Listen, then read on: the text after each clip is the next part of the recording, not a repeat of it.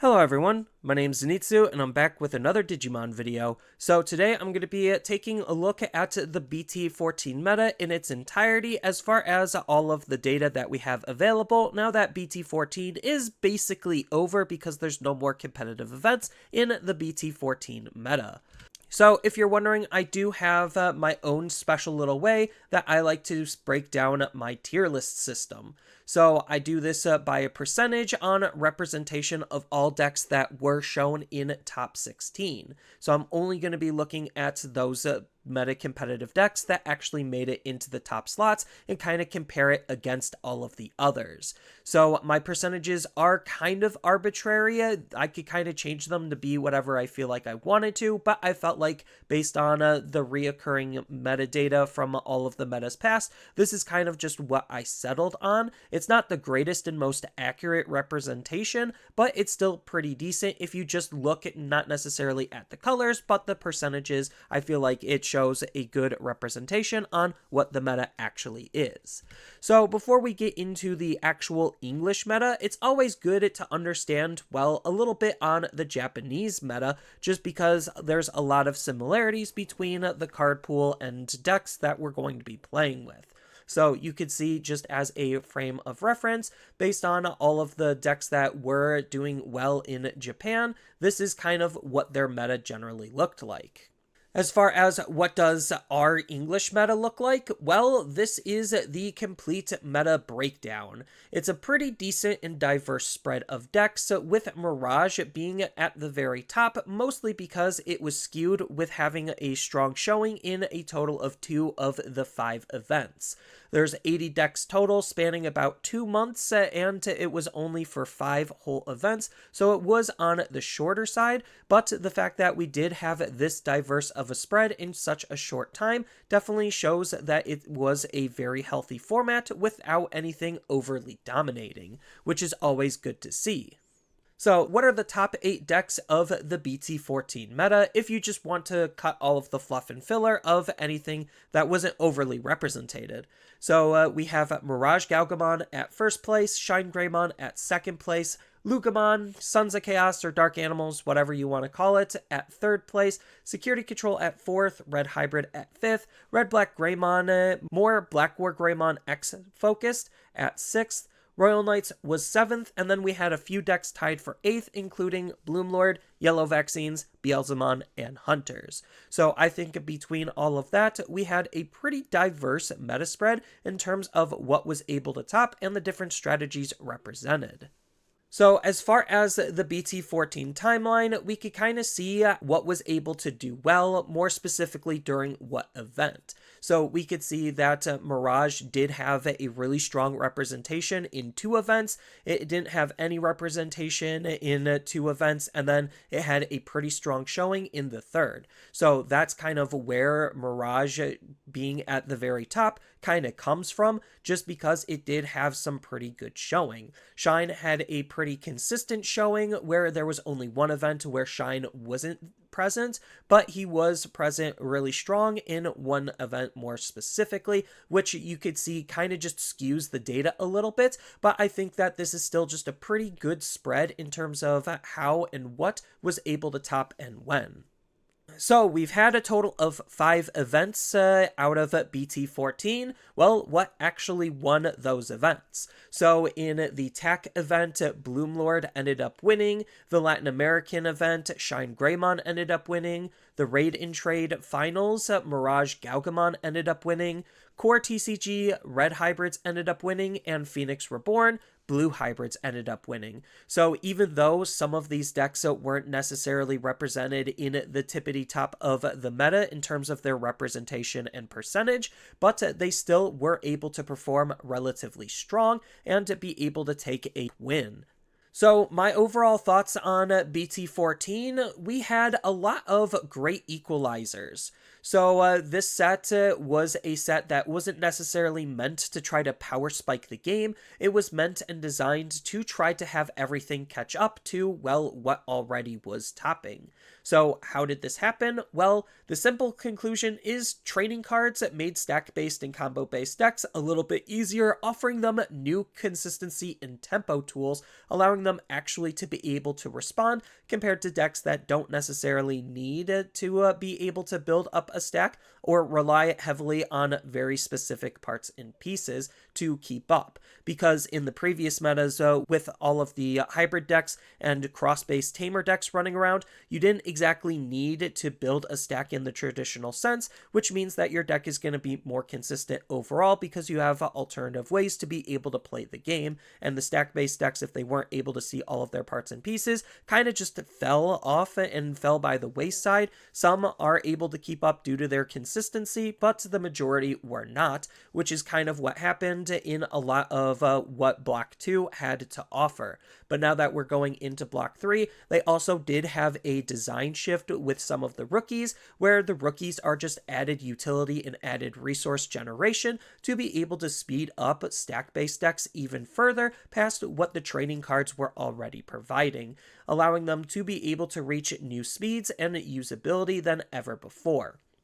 So there weren't necessarily a whole lot of new strategies created in BT14. The only actual new deck was Lugimon. Everything else was just updating decks that we kind of already previously had, with some good new additions to strategies that they were already trying to do and incentivize. So with BT14, we got a couple of other mechanics. The big one that's going to be present throughout all of Block 3 is going to be the Ace mechanic. So the Ace mechanic is just a new way to be able to utilize some Digimon. They do come with some pretty decent positives, where you could Digivolve on the opponent's turn, kind of acting like a hand trap in a way, but it also is balanced because it also comes with the overflow mechanic, so that way a lot of the cost of the card is backloaded. So this can provide a lot of positive impacts to the meta depending on how Ace cards are developed, and we did have some Ace cards that were actually really strong and did see some showing in terms of making decks more successful than what they would have been normally without the Aces. The Aces also tend to be a liability, so decks that can use them don't want to use them a whole lot just because of the risk that comes with the overflow mechanic for the benefit of the cheapness of having a good solid Digimon.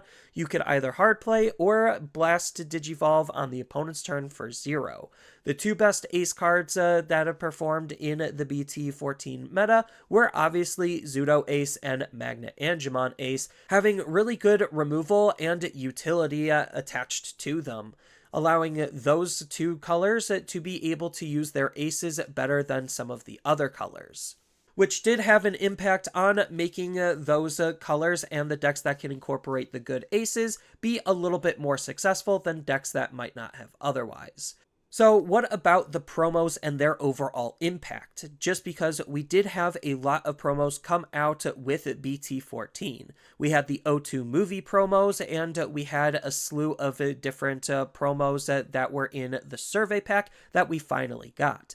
Unfortunately, the promos really didn't seem to make any kind of an impact. We would have thought at least Imperial had a chance to make a comeback, but it didn't seem like he had enough time or was strong enough even with the promos to be able to have that impact. The only card that actually did kind of have an impact was the Ukamon promo, just because how Ukamon works with a lot of current decks that don't necessarily need to utilize their level 3s to Digivolve into the higher stages. So any deck that could utilize level 3s as level 3s and not trying to Digivolve used Ukamon to some great success to be able to accelerate the deck even further.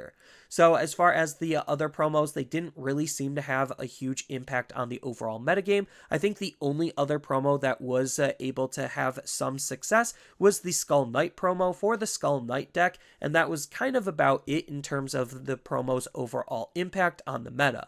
I like it when promos aren't necessarily super hardcore dedicated to being forced and mandatory out of decks, but it's nice to have them when they do, just because Bandai isn't necessarily the best at being able to distribute their promos.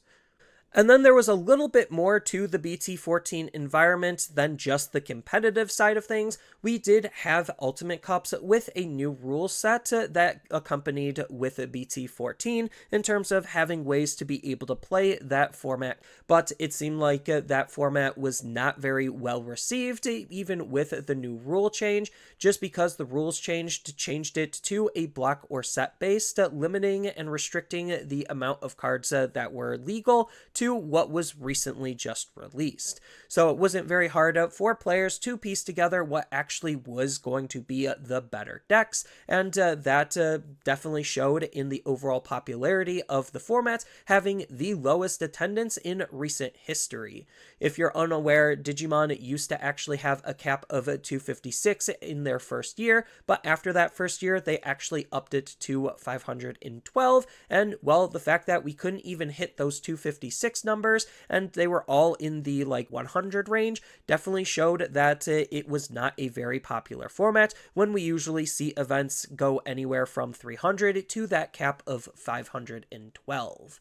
So it wasn't very hard to piece together what was actually going to be the best decks, and well, the obvious best decks performed obviously well, which were Gamamon, Imperial Dramon, D-Brigades, War Greymon, and Blue Source Stripping Fishes.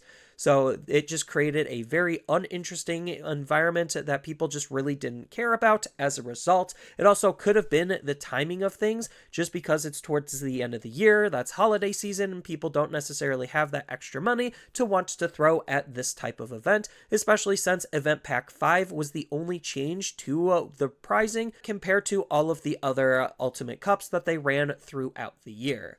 Then there was one other piece of information that was left out just because I didn't exactly have the data for. I also don't have any of the data for the Ultimate Cups to even quantify that. There was a offline event in Denmark that I don't have the full top 16 breakdown, so that was unfortunately excluded from all of the data that was previously collected. I do have the top 4 decks, however, and Red Hybrids did end up winning that event with Lugamon, Beelzemon, and Mirage all showing within top 4. I don't have the top 16, but I don't necessarily think that it's going to change the metadata too much, but it's still important to note nonetheless. So, in conclusion, BT14 meta was actually pretty healthy with a solid number of decks being able to compete, especially in a short time frame. I think we had a total of 24 decks that was able to be meta competitive out of those 5 events in these 2 months, which is really impressive compared to the last format where we had 13 different events and we only had 22 decks be able to be represented. So I think BT14 as a result was one of the better and more healthier metas, mostly because the decks that were being played weren't necessarily trying to be absolutely power spiked to high heavens, and the set was trying to be more of an equalizer, putting everything on more even grounds with one another, where they're just trying to basically all catch up to what Shine Greymon was doing in the last set. And it's not like Shine Greymon in the last set was that overly dominating anyway. So ace cards are pretty strong and they can have an impact on the meta, but they're high risk, high reward, just make them fall short, and a lot of decks, especially if they don't have a good ace, because not all aces are created equal, don't necessarily want to utilize them. It kind of seems like that's going to be the whole given rule going forward, where if your ace isn't just that overly dominating in terms of what it could potentially do, it's probably not going to see any play at all. And then going into EX5, there are a lot of decks here that should still be good in that type of environment, with some possible adjustments needed to be able to compensate for the changes of the meta landscape when it comes to what's new coming out in EX5. So I'm really excited to see what EX5 has to hold, considering it is going to be the Nationals format, but BT14, as it is a really solid and really healthy meta, and I really like where the current direction of the game is going when it comes to what BT14 was attempting to do and how the meta actually played out.